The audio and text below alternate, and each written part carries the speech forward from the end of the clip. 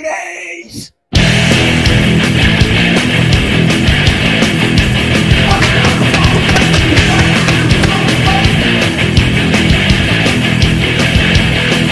Kuya Grace.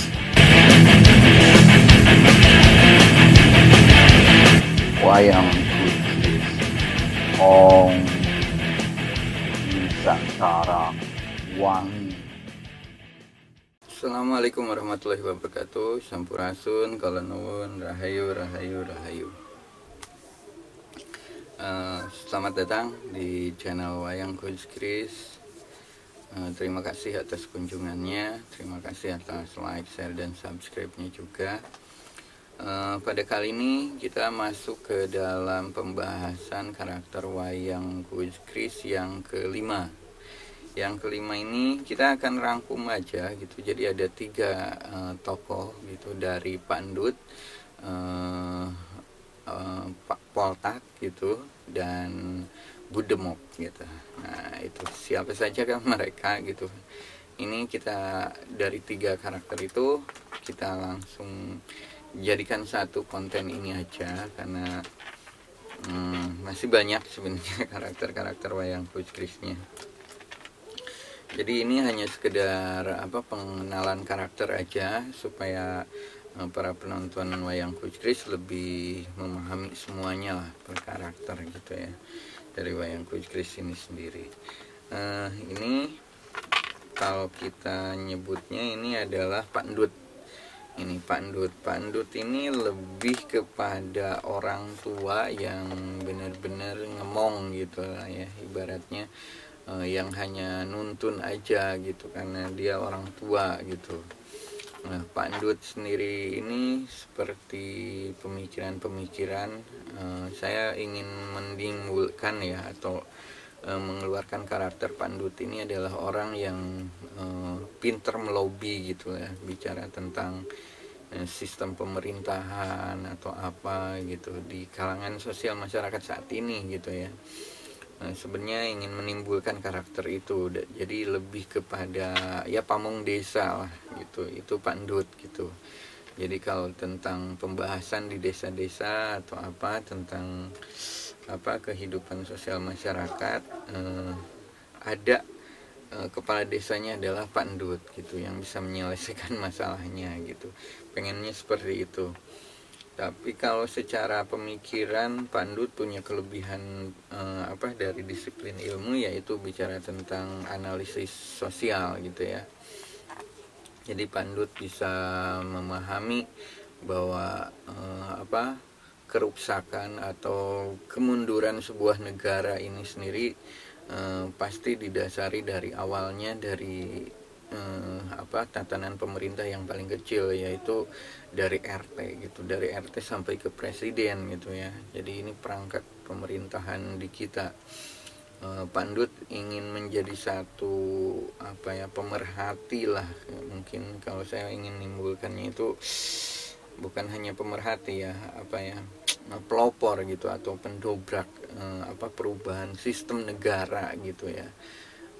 Apalagi saat ini, keadaan negara saat ini, walaupun di pemerintahan pusat gitu ya, dengan memiliki program-program bagus, ternyata ketika ke bawah itu tidak sampai dan tidak mengena gitu. Nah ini ada satu peristiwa, hal-hal yang seperti itu saya ingin mencoba, siapa sih yang lihai dari hal-hal seperti ini, saya mengeluarkannya Pandut gitu.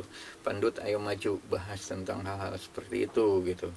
Karena kejanggalan-kejanggalan ya kita bisa melihatlah dalam realita masyarakat saat ini gitu ya, tentang ya kesejahteraan gitu kan, tentang bantuan sosial dan lain-lain gitu.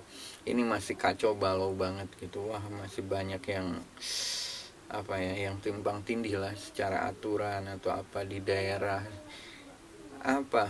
Mulai dari pusat sudah bagus, mulai ke provinsi, dari provinsi ke kabupaten sampai ke tingkat kecamatan. Dan ini jadi satu kalau saya melihat sebuah tatanan negara yang ini terlalu rumit gitu kalau saya lihat ini. Jadi Kalau Pandut suruh maju untuk menuntaskan ini kayaknya terlalu berat. Akhirnya udahlah, berbicara tentang skup kecil aja, kota gitu kan, ya memperbaiki aja dari kampung dulu gitu, dari kampung sekecamatan sampai kota. Itu tugasnya Pandut. Saya serahkan Pandut coba cari solusi hal-hal seperti itu gitu, tentang keadaan masyarakat gitu. Ya saya menyerahkannya kepada Pandut saja gitu. Insya Allah mungkin nanti di dalam konten-konten bicara tentang permasalahan sosial akan lebih banyak keluar Pandut gitu, untuk menyelesaikan masalah-masalah hal seperti itu.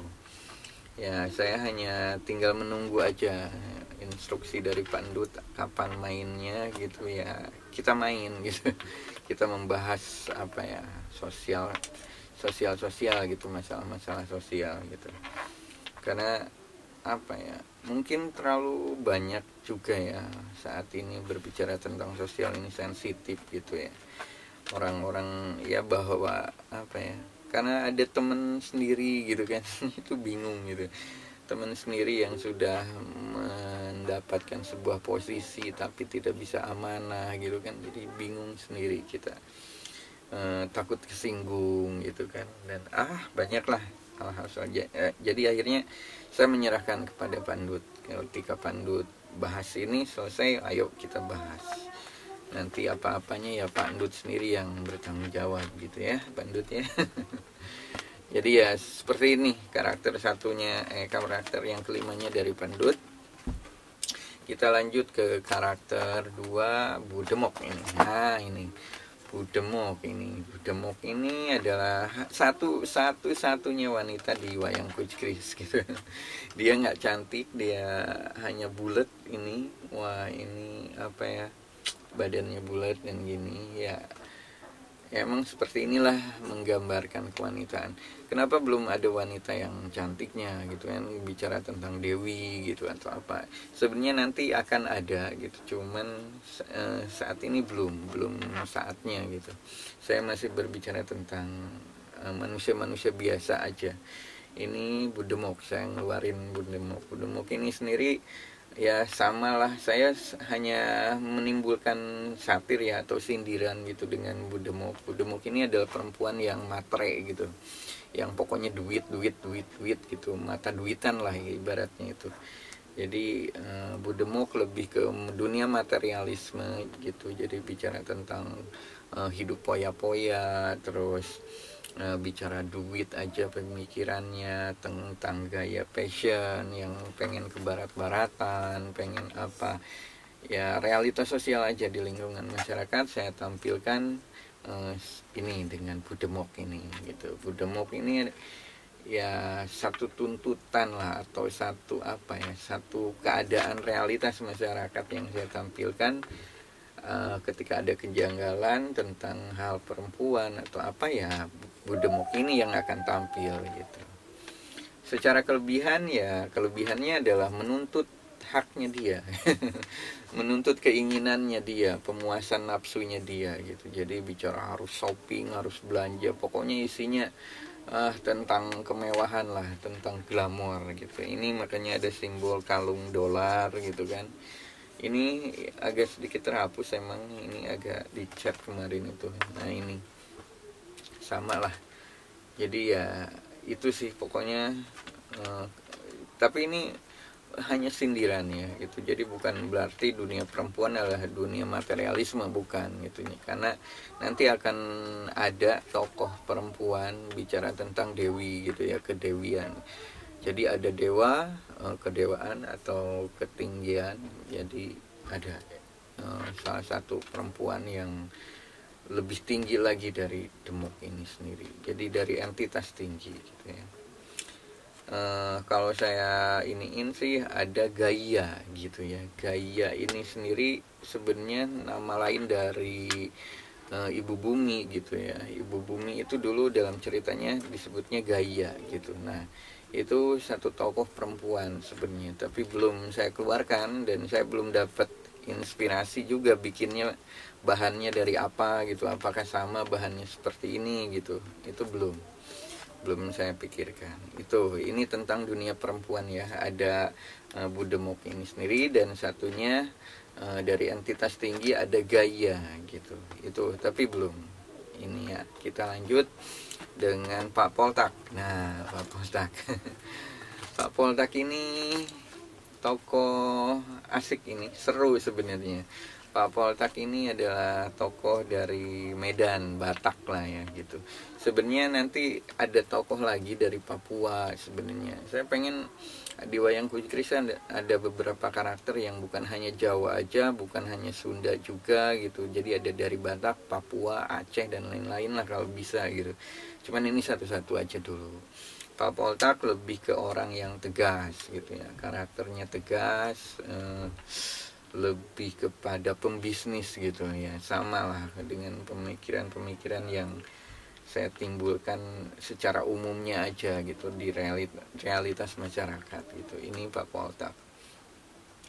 Pak Poltak kenapa bawa senjata gitu? Jadi di sini sebenarnya Pak Poltak sendiri ada satu pemikiran yang apa ya, ingin mengembalikan gitu kan, bahwa di Batak sendiri ada satu ajaran lama gitu dan sekarang mulai dilupakan gitu kan. Jadi sebuah memori baru gitu untuk kehidupan di zaman saat ini, bahwa budaya Batak yang dulu harus tetap lestari gitu. Sebenarnya seperti itu gambarannya gitu.